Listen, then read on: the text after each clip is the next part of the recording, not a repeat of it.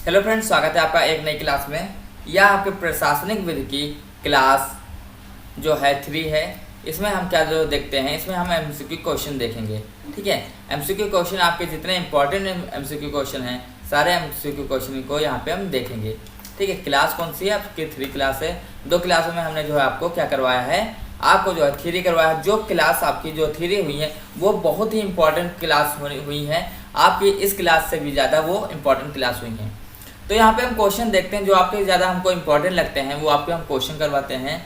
जैसे आपका पहला क्वेश्चन है, प्रशासनिक कानून एजेंसियों की जो है शक्तियों और प्रक्रियाओं से संबंधित एक कानून है, जिसमें विशेष रूप से प्रशासनिक कार्रवाई की जो है न्यायिक समीक्षा को नियंत्रित करने वाला कानून शामिल है।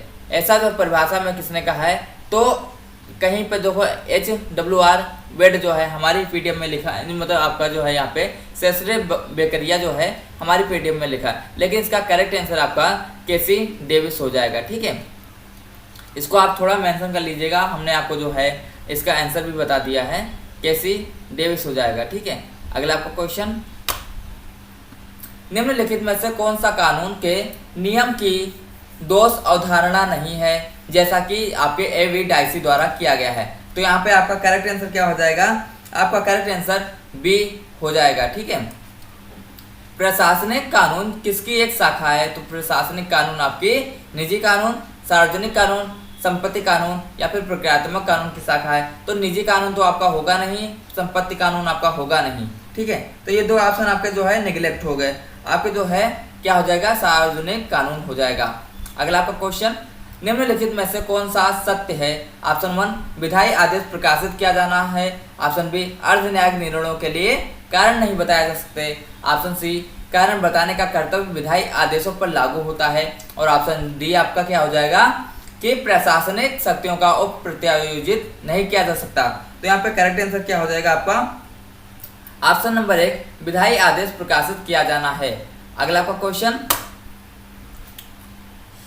निम्नलिखित में से किसे अर्ध न्यायिक कार्य नहीं माना गया है?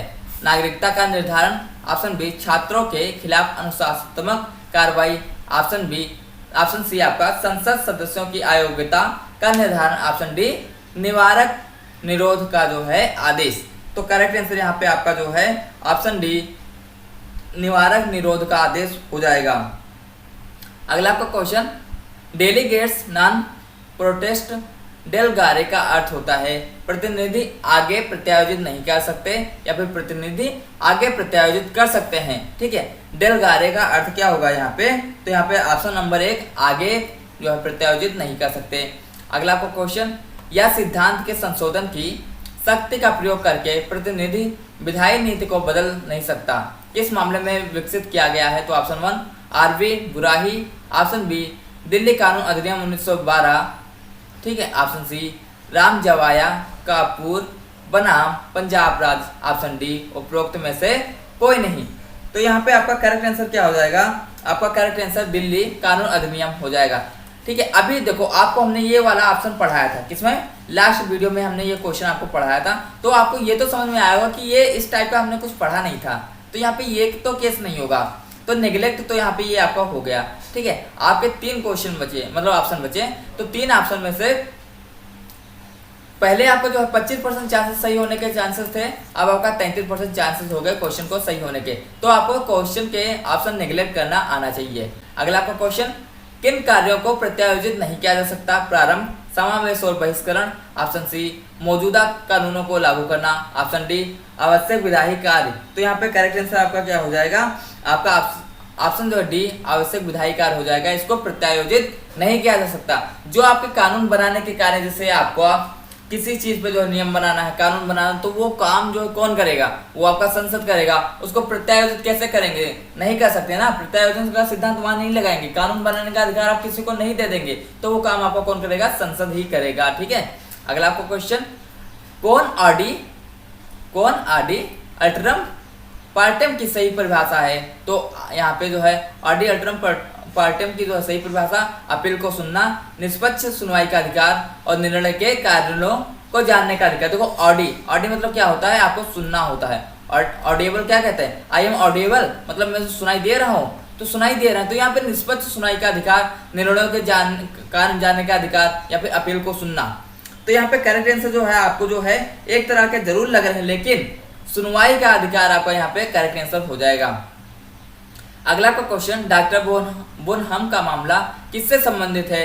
अभी आपको बताया कि आर्थिक पूर्वाग्रह से, व्यक्तिगत पूर्वाग्रह से, आपका विभागीय पूर्वाग्रह से या फिर विषय वस्तु। तो विभागीय आपका, तो यहाँ पे विभागीय यहाँ पे बोनहम वाला आपको हमने केस समझाया था, और ये वाला केस आपका किससे रिलेटेड है ये भी हमने बताया था। तो यहाँ पे आपका करेक्ट आंसर क्या हो जाएगा? आपका आर्थिक पूर्वाग्रह हो जाएगा। ठीक है, अगला आपका क्वेश्चन, ऑडिटोरियम पोर्टम के जो है अर्थ क्या होता है? अपील का सुनना, निष्पक्ष सुनवाई का अधिकार, निर्णय के कारणों को जानने का अधिकार या फिर निर्णय सुनाने में शालीनता। तो यहाँ पे आपका जो है करेक्ट आंसर क्या हो जाएगा? आपका करेक्ट आंसर जो है निष्पक्ष सुनवाई का अधिकार हो जाता है। ठीक है, अगला आपका क्वेश्चन, नैसर्गिक न्याय का सिद्धांत निम्नलिखित में से किसके विरुद्ध लागू नहीं होता है? नैसर्गिक न्याय का सिद्धांत किसके विरुद्ध लागू नहीं होता है? नियम बनाने के की कार्रवाई के, अर्थ न्यायिक कार्रवाई के, न्यायिक प्रक्रिया के या फिर प्रशासनिक कार्रवाई के। तो यहाँ पे करेक्ट आंसर क्या हो जाएगा आपका? ऑप्शन नंबर 1, नियम बनाने की कार्रवाई के विरुद्ध ये लागू नहीं होता है। अगला आपका क्वेश्चन, प्राकृतिक न्याय के सिद्धांत भूमि के कानून को प्रतिस्थापित नहीं करते बल्कि इसके पूरक हैं, या किस मामले में आयोजित किया गया है? तो यहाँ पे प्राकृतिक न्याय के सिद्धांत की बात अभी हमने आपको क्वेश्चन करवाया था। तो यहाँ पे प्राकृतिक सिद्धांत के मामले की बात, तो एक चीज जानिए, जो दो चीजें, जैसे आपका जो है प्राकृतिक होता है या फिर जो है किसी केंद्र से रिलेटेड होता है, तो वहां पे क्या हो जाता है, या फिर राज्य से, तो वहां पे एक तरफ राज्य आएगा और एक तरफ आपका केंद्र आएगा। ठीक है, तो इस टाइप के क्वेश्चन जो है वहां पे आप पकड़ने की कोशिश करना, लेकिन यहाँ पे आपका सही सभी तरफ राज्य और केंद्र आ रहा है, तो इसकी आंसर जानने की कोशिश करते हैं, और यहाँ पे आपका आंसर जो सही हो जाएगा वो आपका एक कृपक बनाम भारत संघ हो जाएगा। अगला आपका क्वेश्चन, जब एक अधिकारी द्वारा व्यक्तिगत सुनवाई की जाती है और दूसरे अधिकारी द्वारा आदेश पारित किया जाता है तो प्राकृतिक न्याय के सिद्धांत का उल्लंघन होता है। ऑप्शन नंबर 1, सुनवाई का अधिकार, ऑप्शन नंबर बी, पूर्वाग्रह के खिलाफ शासन, ऑप्शन नंबर सी, तर्कपूर्ण निर्णय, ऑप्शन नंबर डी, आपका बी एंड सी दोनों। तो यहाँ पे करेक्ट आंसर क्या हो जाएगा आपका? यहाँ पे जो है आपका ऑप्शन नंबर 1, आपका ऑप्शन नंबर बी जो है पूर्वाग्रह का जो है खिलाफ शासन आपका सही हो जाएगा। यहाँ पे व्यक्तिगत सुनवाई है, ठीक है, और यहाँ पे अभी एक चीज देखना है, यहाँ पे प्राकृतिक न्याय है और एक क्वेश्चन है वहाँ पे आपका प्राकृतिक न्याय नहीं है, नैसर्गिक न्याय है। तो दोनों क्वेश्चन एक जैसे हैं, लेकिन यहाँ पे एक शब्द से आपको खेला गया है और वहाँ पे आपके ऑप्शन चेंज हो जाएंगे। ठीक है, ऐसा बहुत से लोगों ने बताया कि दोनों क्वेश्चन एक है, नहीं, दोनों क्वेश्चन एक नहीं है। 15 नंबर क्वेश्चन और एक आपका 26 नंबर क्वेश्चन इसमें सेम नहीं है, अलग अलग क्वेश्चन। यहाँ पे प्राकृतिक न्याय होगा और 26 नंबर में आपका नैसर्गिक न्याय होगा। अगला आपका क्वेश्चन है, सबसे अच्छा विकल्प चुने, तर्कसंगत निर्णय का अर्थ होता है। इसमें सबसे ज्यादा जो है अर्थ क्या होगा तर्कसंगत का, इसको हम देखते हैं। किसी विवाद के पक्ष को न केवल किसी मामले के निर्णय को जानने का अधिकार है या बल्कि निर्णय का भी कारण है। ऑप्शन बी, मामले का निर्णय जानने का अधिकार है। ऑप्शन सी, निर्णय के जो है कारण जानने का अधिकार, निर्णय का कारण जानने का अधिकार है। और ऑप्शन डी, प्राकृतिक न्याय के सिद्धांत का अनुपालन। तो यहाँ पे करेक्ट आंसर क्या हो जाएगा? ऑप्शन नंबर 1 आपका, किसी विवाद के पक्ष को न केवल किसी मामले के निर्णय को जानने का अधिकार है बल्कि निर्णय का कारण भी वहां पे होता है। एक रिट याचिका निम्नलिखित में से किस न्यायालय में दायर की जा सकती है? रिट याचिका की बात की गई है तो यहाँ पे सुप्रीम कोर्ट, हाई कोर्ट, जिला न्यायालय या फिर सुप्रीम और हाई कोर्ट दोनों, तो यहाँ पे दोनों हो जाएगा। अगला आपका क्वेश्चन, राज्य के सर्वोच्च और उच्च न्यायालय को रिट क्षेत्राधिकार संविधान के किस अनुच्छेद में बताया गया? तो आर्टिकल 32(217), 32(266) और आर्टिकल 32(226). तो यहाँ पे करेक्ट आंसर आपको ये भी हमने अभी थ्योरी में करवाया था। ठीक है, अगला आपका क्वेश्चन, निम्नलिखित में से कौन सा रिट प्रकृति में उपचारात्मक होता है? तो यहाँ पे देखिए, बंदी प्रत्यक्षीकरण, आपका जो है सर्टेरी रिट, या फिर आपका वारंटियो रिट, या फिर मंडमुस का रिट। तो यहाँ पे करेक्ट आंसर आपका क्या हो जाएगा? करेक्ट आंसर यहाँ पे आपका जो है ऑप्शन नंबर डी हो जाता है। ठीक है, ऐसे आपके ऑप्शन आएंगे तो वहाँ पे थोड़ा आप लोग जानते हैं, रिट जो है पढ़े हैं, आप जानते हैं, समझते हैं, लेकिन ऑप्शन बी आपको समझना चाहिए, क्योंकि ऑप्शन अगर जो आपको नहीं समझ में आएगा, इंग्लिश आपको नहीं समझ में आएगी, तब आप क्या करेंगे? तो वहाँ पे आपको क्वेश्चन गलत होने के चांसेस हो जाएंगे। अगला आपका क्वेश्चन है, निम्नलिखित में से कौन सा सत्य है जब एक सरकारी अनुबंध जो संविधान के अनुच्छेद 299 के प्रावधानों के अनुरूप नहीं है। तो यहाँ पे करेक्ट आंसर आपका क्या हो जाएगा? ऑप्शन नंबर आपका 1 अनुबंध पार्टियों के खिलाफ अदालत में लागू करने योग्य नहीं है, ये आपका करेक्ट आंसर हो जाएगा। अगला आपका क्वेश्चन, निम्नलिखित में से कौन सा आपका जो शब्द निमो जुडेक्स वाक्यांश की परिभाषा करता है? यह भी आपको अभी हमने थ्योरी में करवाया था, मतलब एक वीडियो पहले हमने थ्योरी में करवाया था, ठीक है। तो यहाँ पे करेक्ट आंसर क्या हो जाएगा?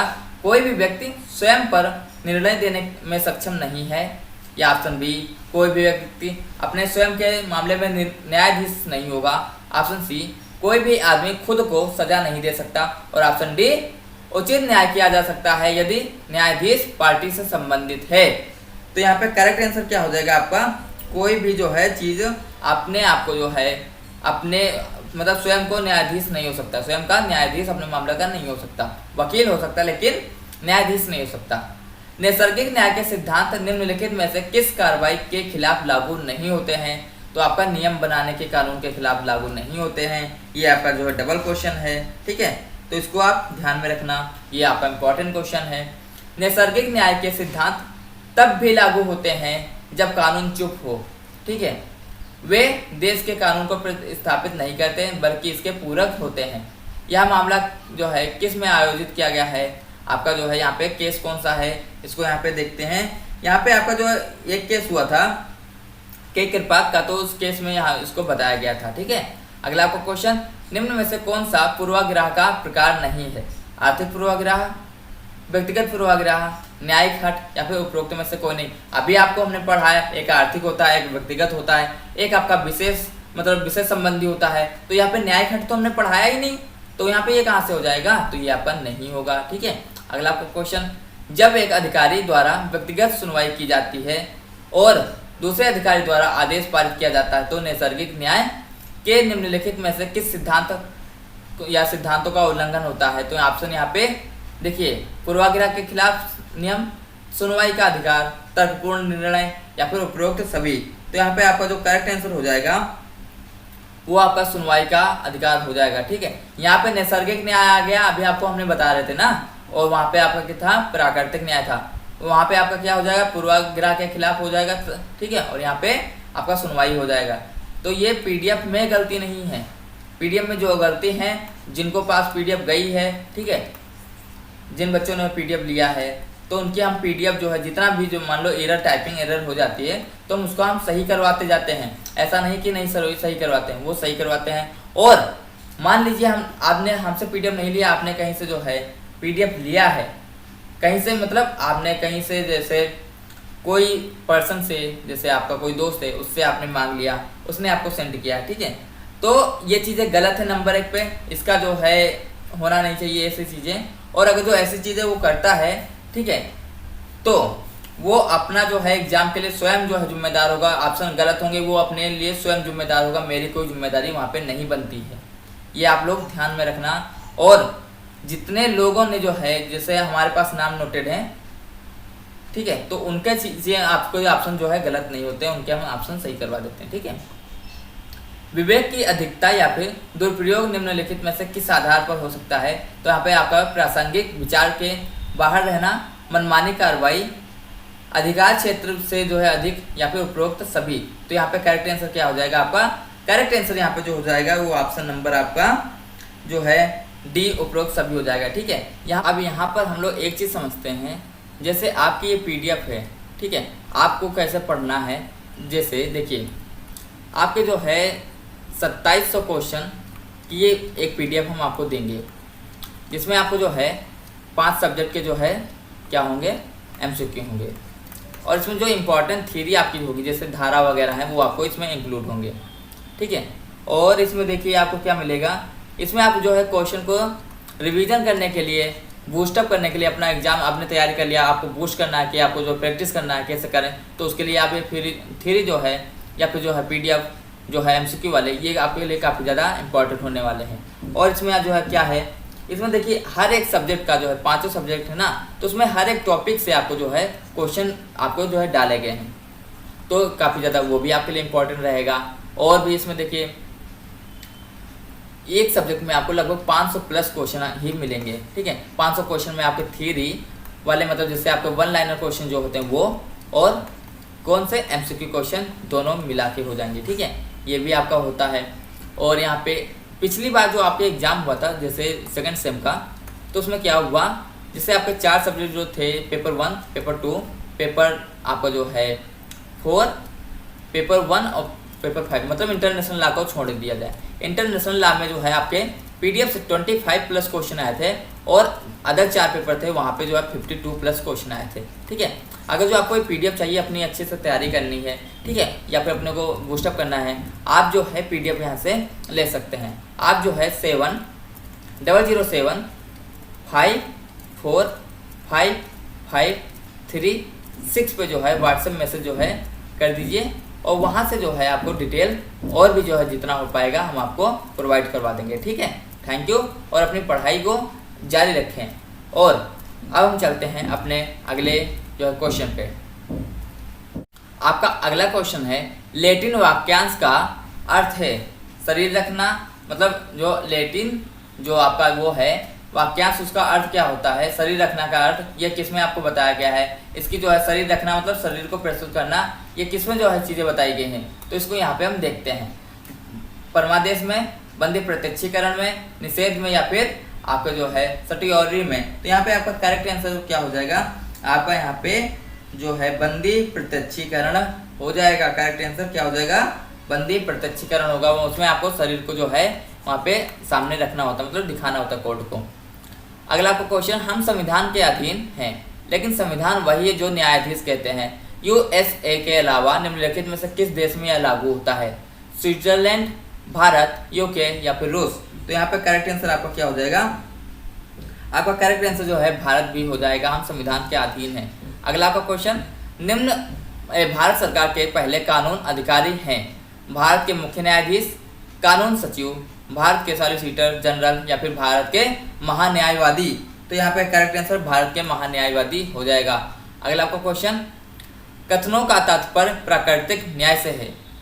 ऑप्शन नंबर 1, न्यायालय द्वारा नैसर्गिक न्याय के सिद्धांत का पालन किया जाता है। ऑप्शन बी, न्याय में देरी न्याय से वंचित है। ऑप्शन सी, प्राकृतिक न्याय एक आपका नागरिक का अहर्निश न्याय अधिकार है। और ऑप्शन डी, सुनवाई का उचित अवसर दिया जाना चाहिए। तो करेक्ट आंसर आपका क्या हो जाएगा यहाँ पे, ऑप्शन नंबर डी, सुनवाई का उचित आपको टाइम अधिकार देना चाहिए। ठीक है, अवसर देना चाहिए। लोकपाल का अर्थ होता है, लोकपाल का अर्थ होता है न्यायालय का एक अधिकारी, कार्यपालिका का एक अधिकारी, संसद का एक अधिकारी, या फिर न्यायपालिका का एक एजेंट। तो यहाँ पे करेक्ट आंसर आपका संसद का एक अधिकारी हो जाएगा। अगला आपका क्वेश्चन, लोक निगम है, यहाँ पे लोक निगम क्या है, हाइब्रिड जीव एक सरकारी विभाग की कुछ विशेषताओं को दर्शाता है, जबकि यह एक व्यवसायिक आपका जो है कंपनी की कुछ विशेषताएं हैं। मतलब ये आपको हाइब्रिड जीव मतलब हो जाएगा, या फिर आपका केवल एक सरकारी विभाग, या फिर एक कंपनी, या फिर एक स्वतंत्र कारपोरेट व्यक्तित्व।